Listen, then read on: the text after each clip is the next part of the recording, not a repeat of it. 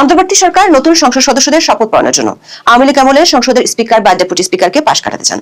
আইনের পাশ কাটিয়ে বিকল্প হিসেবে রাষ্ট্রপতি মনোনীত কোনো ব্যক্তি কিংবা প্রধান নির্বাচন কমিশনার দিয়ে শপথ পড়াতে চান। আমাদের প্রশ্ন হলো, অধ্যাপক ইউনূসের সরকার চাইলেও কি স্পিকার কিংবা ডেপুটি স্পিকারকে সংসদের বাইরে রাখতে পারবেন? আমাদের বিশ্লেষণ হলো, বিকল্প পদ্ধতিতে সংসদ সদস্যদের শপথ পড়ানো যাবে, কিন্তু নতুন সংসদের প্রথম অধিবেশন বসবে কিভাবে? মানে শেষ পর্যন্ত কি তাদের যে কোনো একজনকে সংসদের বাইরে রাখা যাবে? সংবিধান ও সংসদের কার্যপ্রণালী বিধি অনুযায়ী শেষ সুযোগ নেই। নতুন সংসদে একদিনের জন্য আগের সংসদের স্পিকারকে ফেরাতেই হবে, না হলে 30 দিনের মধ্যে নতুন সংসদের প্রথম অধিবেশনই শুরু করা যাবে না। প্রথম অধিবেশনে নতুন স্পিকার নির্বাচিত না হওয়া পর্যন্ত আগের সংসদের স্পিকার বা ডেপুটি স্পিকারকে সভাপতিত্ব করতে হবে। অবশ্য এক্ষেত্রে বিকল্প একটি পদ্ধতি আছে, সেটি অবশ্য বাংলাদেশের আইনে নেই। আইন বিশেষজ্ঞরা মনে করেন, নতুন সংসদের জন্য আইনগত জটিলতা তৈরি করতে বিএনপি হয়তো শেষ পর্যন্ত স্পিকার কিংবা ডেপুটি স্পিকারকে ফিরিয়ে আনবেন। বিস্তারিত জানতে চলুন যাওয়া যাক।